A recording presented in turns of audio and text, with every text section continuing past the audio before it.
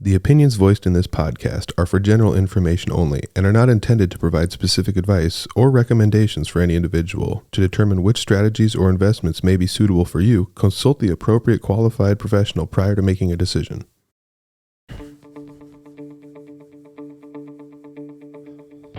Welcome to How to Money with Kole and Kole. I'm Kole. And I'm Kole. We coach people every day on their money and how to plan for the future. As financial advisors, we're here to have an honest conversation on investing, retirement, and everything in between. At Full Swing Financial Planning, we're here to empower you to take control of your plan, your way, for your financial future. So let's talk money. And sports.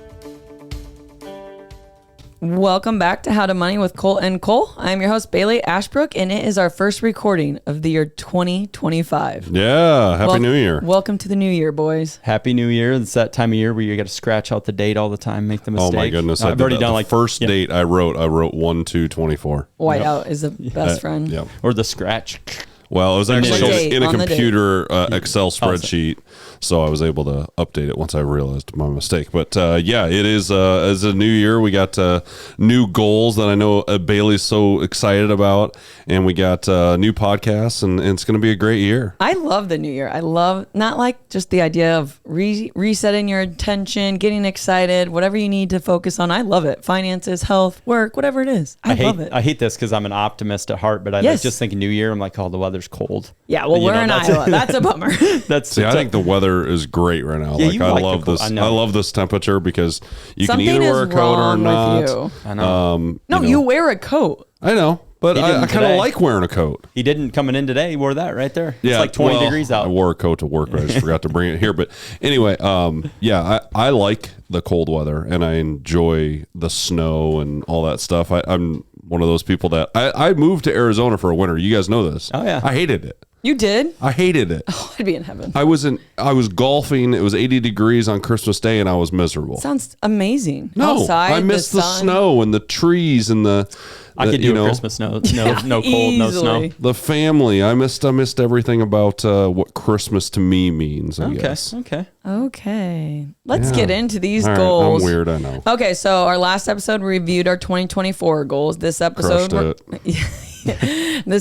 we're each gonna just share with you guys 2 goals, 1 personal, 1 business, 1 because it's great accountability, but 2 hopefully inspires you to start thinking about your goals and sharing them with someone. So who wants to go first? Yeah, the reason we do this is we think people should set goals. Yes. I mean that's something that people should set goals for their personal work, whatever you want to set goals for, family, but something to definitely think about.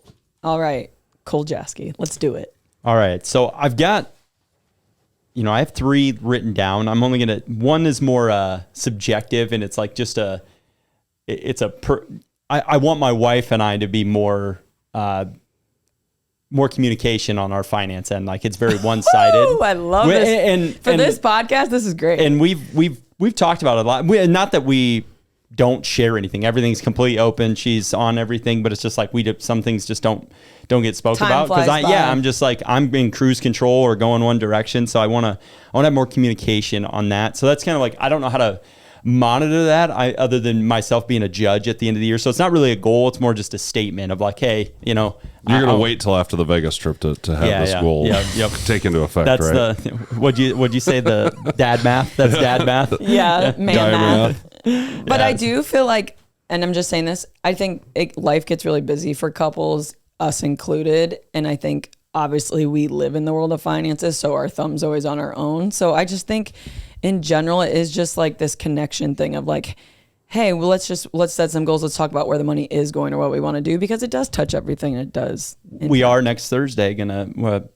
we're having a date night specifically focused on some financial goals for 2025. I was just going to say this. I think it's very good once a month to meet with your spouse or someone, whoever you work money with, and just go over it. It doesn't have to be something lengthy, just touch base on it. So we'll see. We'll see how that one goes. You guys can, be the accountability questions on that throughout the year. But my two actual goals that, I feel like I can measure.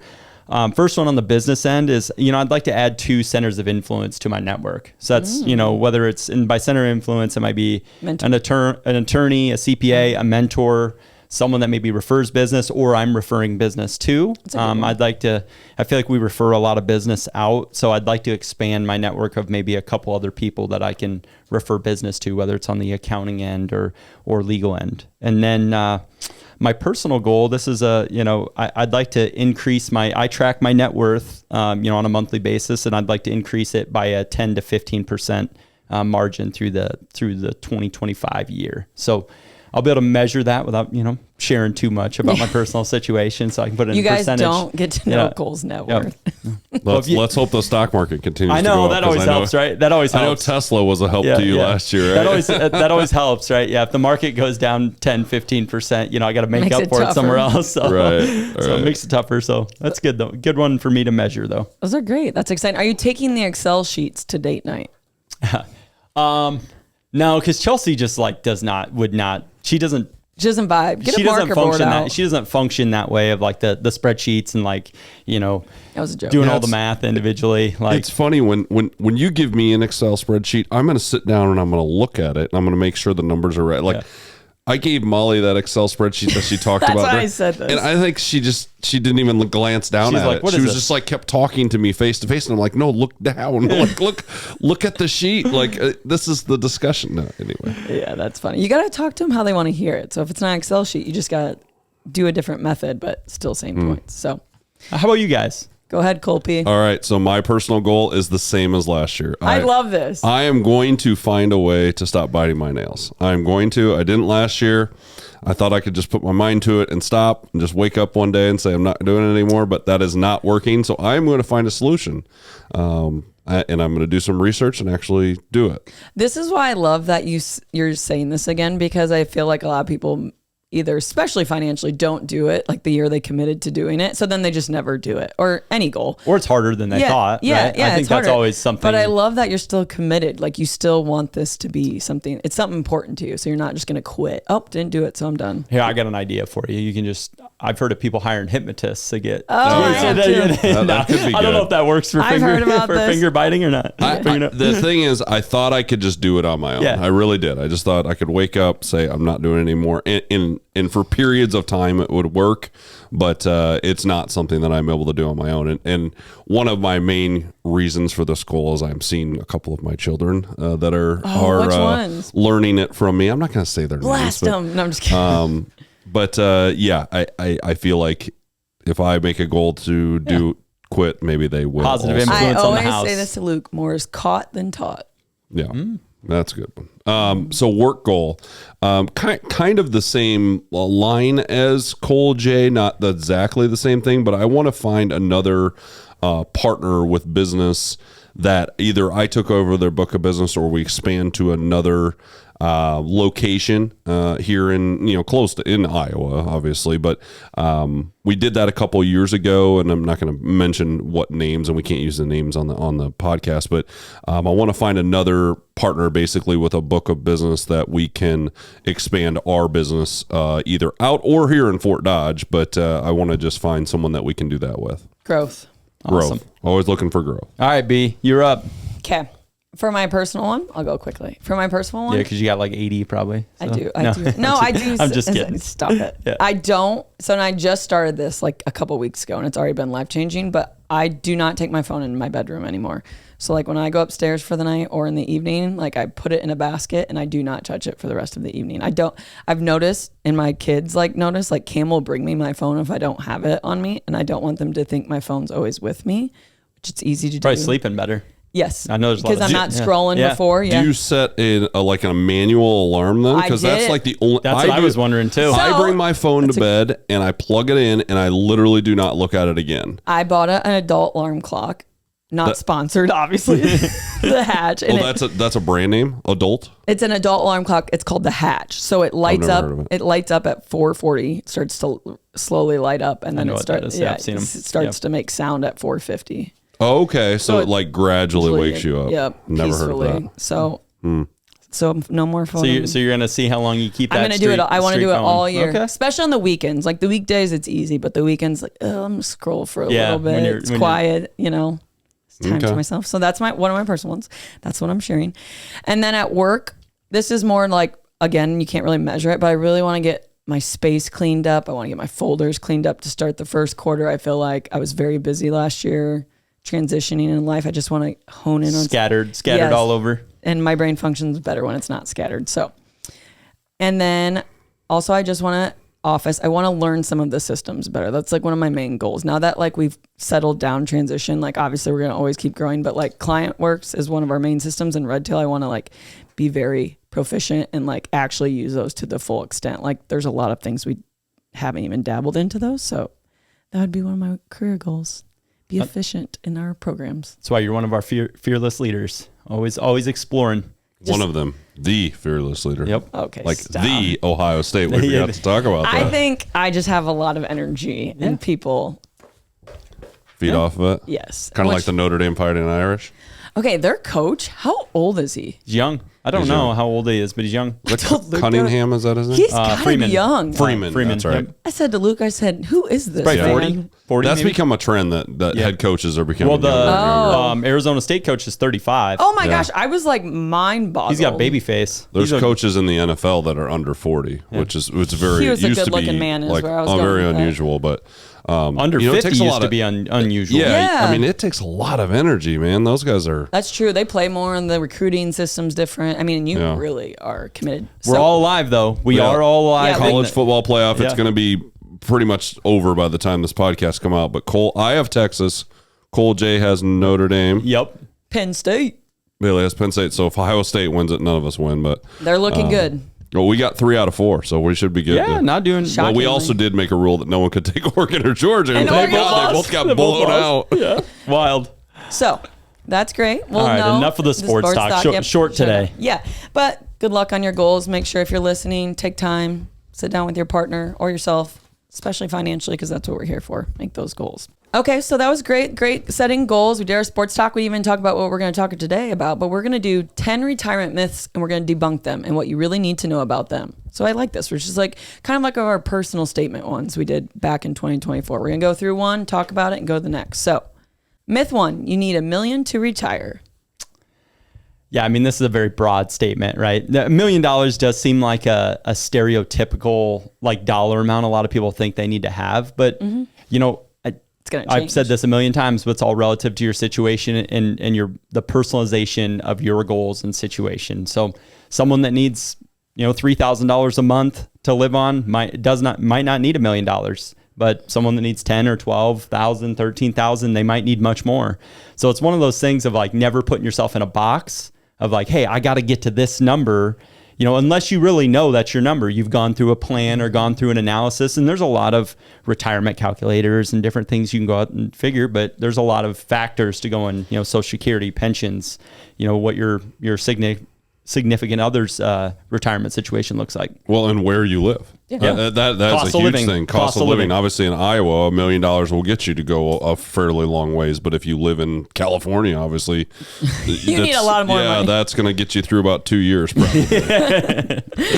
But as long as you focus on your needs, what you want in retirement, it's not really a fixed number. It's an individual thing.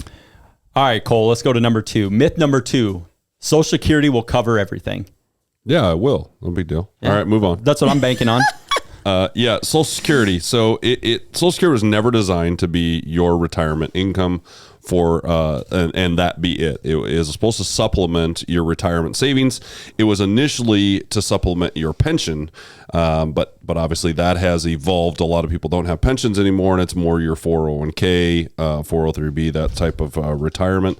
So your Social Security should be a supplement. I tell people like it's a part of your retirement, and I still think it will be there for. I think our next president or the following president is going to have to address Social Security, so it's going to get addressed at some time, and I think it will continue on for a very long time. But at the same time, it's not your only thing. It can't cover all your monthly expenses, and it doesn't give you any sort of emergency savings. So, yes, you can live off of your Social Security if you can keep your expenses that low. But as far as all the other things, buying cars, doing home improvements, doing vacations, like you've got to have other money saved up. I think a good thing to do is when you're looking at your financial plan, take Social Security out and see what the impact is. Just run your numbers without Social Security, and then throw the numbers in with Social Security and see how reliant you are on that number. And you want to shrink that to be less and less reliant on your Social Security. Obviously, something will be there probably for most people, but the less we want other buckets of money. The more successful your plan will ultimately be, and you don't have to rely on the government funding Social Security correctly, right? Yep. I just, the stress of relying on the government to just be in charge of your entire financial, think about that in retirement. Yep. Right. Well, let's go to number 3, Baileigh. Yes. You can start saving later. What's later, Kole? Like tomorrow? I'm just kidding. I'm going to do that next year. Yeah. Obviously, we encourage, this is just such a thing. Save as soon as you can. Save as soon as you can as it makes sense. I've never met someone that doesn't say, I say it. I wish I would have started saving, earlier. Obviously, my 18-year-old brain and my 20-year-old brain, or 25-year-old brain are much different, but now I'm older than all that. But my point is, save early. Compound interest is a real thing. Time is on your side. We talk about a lot too. Don't time the market. Just be in the market. Start small. Yes. Everyone can start at some point when you're 18, 19, 20, 21, 22. You have money there that you can start saving. But the sooner that you start, the sooner you can stop if you want to. Retire early or even just get to retirement with more. But the sooner you start, the sooner you can stop. Yeah. And don't, if you haven't started, it's never too late to start either. I want to say that too. Like, I feel like people maybe in their 40s, 50s, like, it's too late. I'm just going to live off Social Security. It's never too late. Obviously, the sooner the better, but start today. A lot of people can accelerate their savings down the road if they didn't do a good job when they're younger. But if they would have done that, they wouldn't have to accelerate that. Correct. Okay. Myth number 4. You should pay off all your debt before saving for retirement. Again, these are one of those things. There's no right or wrong way, completely 100% either way of the aisle. It's one of those things of like if you have really bad debt, and by bad, high interest rate, credit cards, things that are really, you're paying much more interest than you are principal. Yes, you should definitely prioritize that. But for example, if you're getting a company match at your 401k or, at your employer, you should at least be doing that because that is some free money there. So you want to make sure that, hey, you're still doing some retirement savings, and while paying off that debt. Now, there probably are times, and we've all ran in scenarios where someone does need to just pay their debt off first. They're either not as disciplined or they just don't have the income. They need to do one before they do the other. Very situational. Yeah, very situational. But most of the time there is a strategy if you're disciplined to where you can still do a little bit of both. But it really comes back to kind of having a plan of attack and then executing to keep a little bit in both areas. Yeah, trying to pay off that debt while you're also saving for retirement, maximizing the employer match if there is one, or getting something put away. Again, it comes back to what Baileigh was saying, that start small. Even if you're saving $100 a month for retirement and you're paying $900 a month towards that bad debt, that's still better than just doing 100% of that debt if it makes sense. Okay. I like it. All right, Baileigh, we're going to number 5. Retirement is just about finances, nothing else. It's so funny because people always think I'm like, oh, he's talking about money and planning because I'm like, obviously type A. They're like, you just care about money. I'm like, if you know me, I'm a very deep person. And we had a great podcast on this, 7 things no one tells you about retirement. But retirement is not just about money. It's about social connections. It's about purpose. It's about enjoying retirement. We talked about in the episode, start envisioning your ideal retirement now, not just the numbers of what we can help you with, but like, what do you want your life to look like? What's your purpose going to look like? Yeah. What are you going to do in retirement? Who are you going to be? And don't wait to get to retirement to be that person. Be that person now. So when you get to retirement, you're fully enjoying it. So some people in retirement are unhappy, but they have plenty of money. Yeah. Very true. We see that all the time. That's just many people. We see that very frequently. It has nothing to do with money. They just didn't prepare themselves for retirement and the motions that they were going to go through and how their life was going to change. Money has nothing to do with it.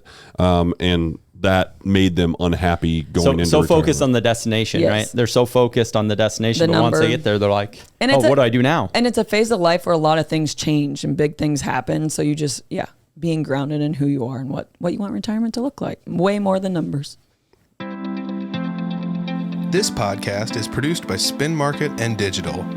Located in Fort Dodge, Iowa, Spin Market's highly skilled team can help you increase your market by updating your website, improving SEO, designing advertisements, and producing podcasts that will grab the attention of your market. Contact Spin Market today for all your digital marketing needs at Digital Agent at spinmarket.com or call us at 515-302-8026. And to learn more, visit our website at www.spinmarket.com.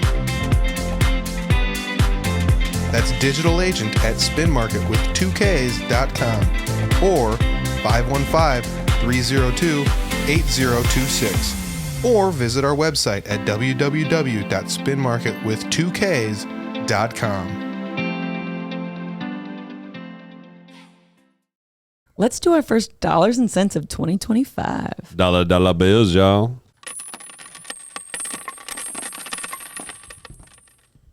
All right, we're gonna go with 3 tips for the new year. These are personal finance tips. So I love that. I knew you would. So, the true cost of impulse buys.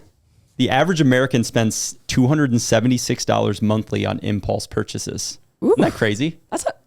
Yeah. Mine's probably much higher. Yeah, me too. I was thinking that too. I was like, Amazon buy now. The Amazon buy now.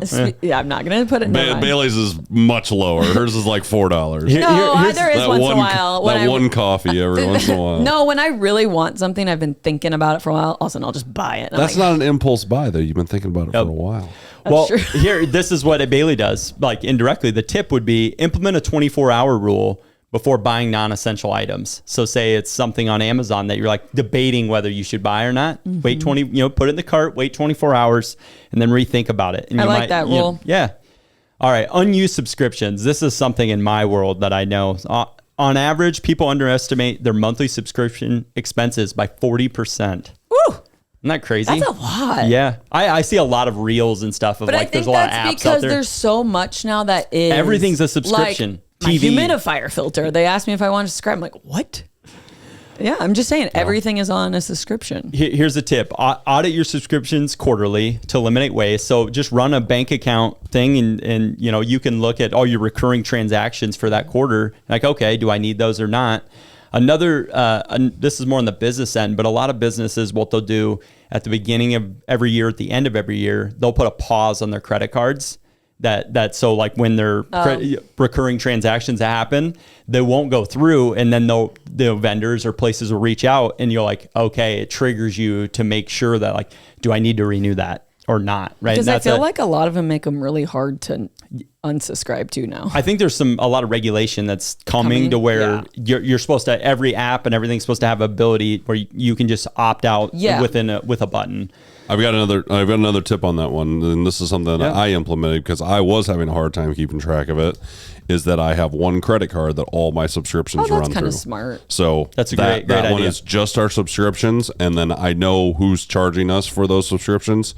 So then I know if we're going to keep them or not, which I have canceled some in the past, but probably have more than we actually sports channels. I cancel. Just ESPN Plus. Yeah. I cancel, and then I trend back up for the year, and then I cancel, and then I trend back up. That's how it is. I'm like, I want to watch some show, so I subscribe to Paramount Plus. Well, in the beginning of the basketball season, they put them on all these weird channels. I know, like you had a Peacock and all this stuff. We just got rid of Paramount Plus in March. Yeah. No, look at you going through it. All right, the last one. This kind of around the holidays. Unused gift cards. An estimated $21 billion worth of gift cards go unused annually. I am not a part of that. Annually? 21 billion? That's what. Yes. I heard that's why businesses love. That's why they love them.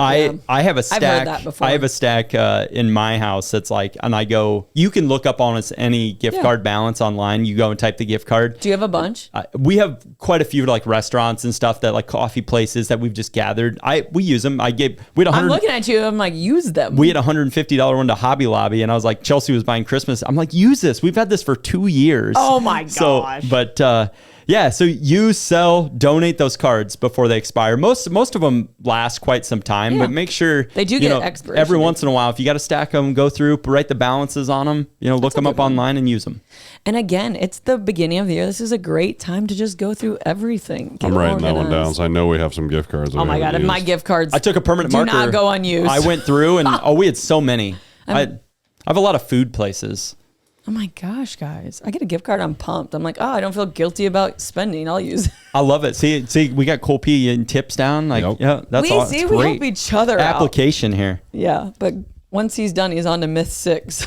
Right. All right, myth 6. All right, you ready? Yep, go ahead. You can withdraw 4% safely forever and ever. Kole P.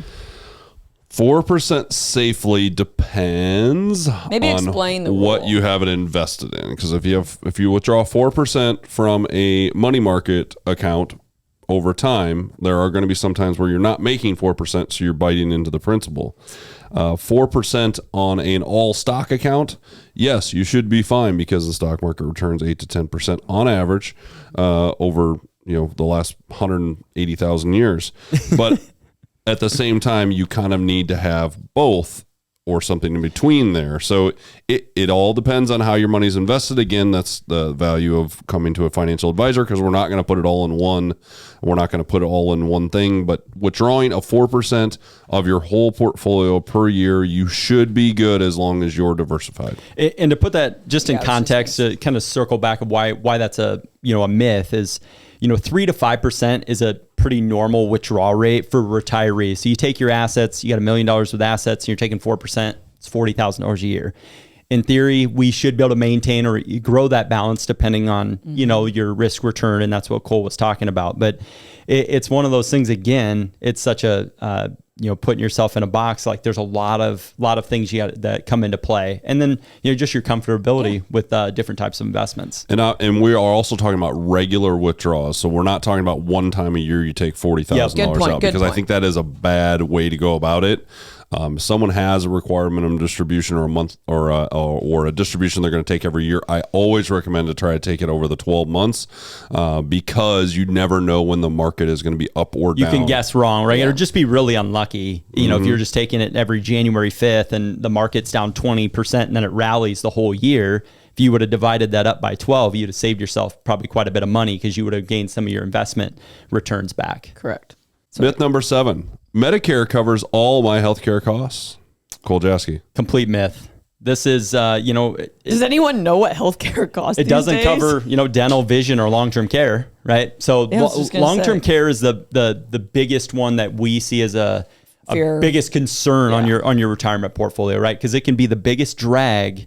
And that's one thing, one misconception is sometimes people think, Medicare will cover, some type of long-term care, but really, the only way you're going to get long-term care paid for is if really you end up running out of assets and you go on Medicaid or a state, the state level program. Medicaid's in Iowa. That's how people do it there. But there's out-of-pocket expenses, things such as, you need help at home, a walker, other things there, depending on, that's why it's important to look at what med supplements, you decide and certain things you need, such as, Medicare Advantage or other things that you want to go through, but it's got to be customized. But do not rely on Medicare. Yeah, don't rely on Medicare. That's very concerning if someone's only relying on Medicare. Well, yeah, Medicare not for long-term care, but Medicare.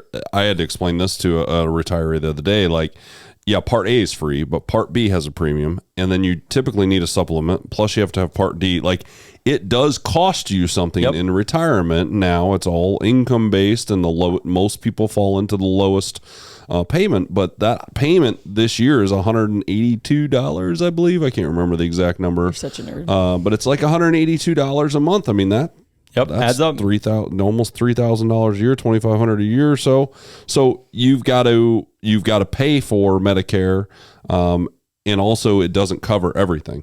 Mm-hmm. All right, myth number 8. You can figure it out when you retire. That gives me hives, obviously, if you know me.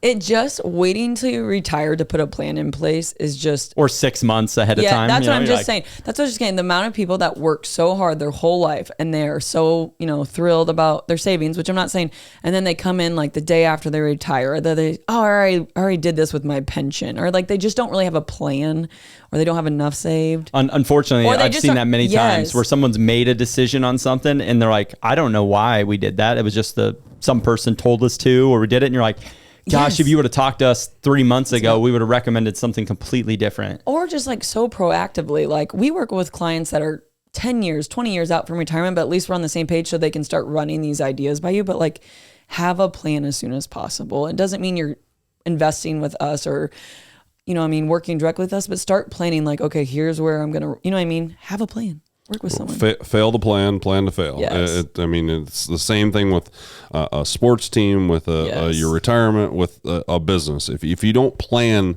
things out, you're going to most likely fail. Yeah, and you're not going to have the retirement you truly desire. That's correct. That's how I would go with that. So, okay, myth number 9. We only got 2 left, guys. You should take Social Security as soon as possible, right away.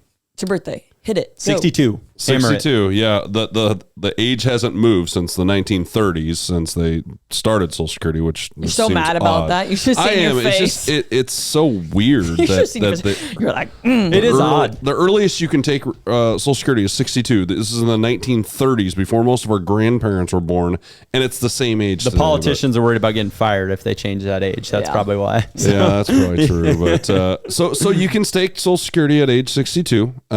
If you're still working, not recommended. You're subject to the earnings test until your full retirement age, which is most people is at age 67 right now.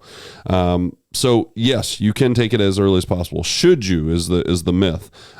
Most of the time, no. Most of the time, most people should not take it as early as possible. A couple of reasons that you should. Your health is not good. Your longevity is not good. You're not working. You are retired. There are different things there. Obviously, if you're on disability, usually you get Social Security before 62, but I'm talking about just claiming your regular benefits. Situational. It's all situational, but there are situations where I have recommended to people that they should take it at 62. But most of the time, no. You should wait, A, till you retire, B, till you hit full retirement age possibly, or C, maybe not till 70 when it makes sense. Well, and I think a lot of people traditionally like, I'm going to take it as soon as possible because I saw my parents die young. So I want to make sure I get the money that I've earned, which I totally get that. You've been putting into it your whole life, but longevity is much different now than it was even. There's so many break-even calculators and different things, resources on helping you visually make a decision on Social Security. Like there's the emotional side of it, which is kind of what you were talking about. There's also, a mathematical side that says, okay, well, I got to live to age 77 for it to make sense for me to take it at 65 versus 66, that's coming back to having that plan, right? And you can run the math, run the numbers, and we do a lot of that. I'd be fine with not putting it into Social Security, just giving me my money and I'll invest I know. it. Right. Not an opt-out button like the subscriptions. No, thank you. Opt out. Myth number 10, Kole J. Retirement means you'll stop working completely. Just from firsthand experience, this is, I would say like 30 to 50% of people that retire that I've worked with, they end up doing something part-time for some type of, whether it's, working at Hy-Vee, or just socially. A lot of times it's a social thing. I was just going to say, because it's redefining what work really is. Yep. And I think that's a big thing of like, they might be, and we've had this, like I'm busier now than I was when I was working full time. And that's normally, and that's the people that are really thriving. They've occupied their time, or they found a hobby, or they're volunteering. And those, and it's just the definition changes of what really work is. Or it's maybe, people that get into fitness, different things there, or start, taking up golf or whatever it might be. Me and Luke were out to eat the other night. I was like, I'm going to waitress when I'm older. Like, I'm going to be the old lady that people think I don't have enough saved up. Tax-free tips. No, and I said this. I was like, I love waitressing. I love interacting. And like, I said, I'm going to do it wherever we live and like do a couple hours a day. And then I'm going to donate all my tips and not tell anyone. And he was laughing. He's like, why would you donate them? I'm like, because that's just a cool retirement. I was dead serious. We're different people. We are definitely different people. I'm not doing that either. Not like a full-time, guys. Relax. I love it. But I think it's just retirement is to still have purpose, is I think the point of that. Yeah, you'll stop working at your normal job that you've been doing maybe for the last 20 to 30, 40 years, but you won't stop working completely, whether it's volunteering or working a part-time job or watching, babysitting grandkids. That's what you'll be doing. It just reorients it. That's what you'll be doing. Probably. You and Molly will be on babysitting your duty. Yeah. Which your grandparents help out a lot, so it's like...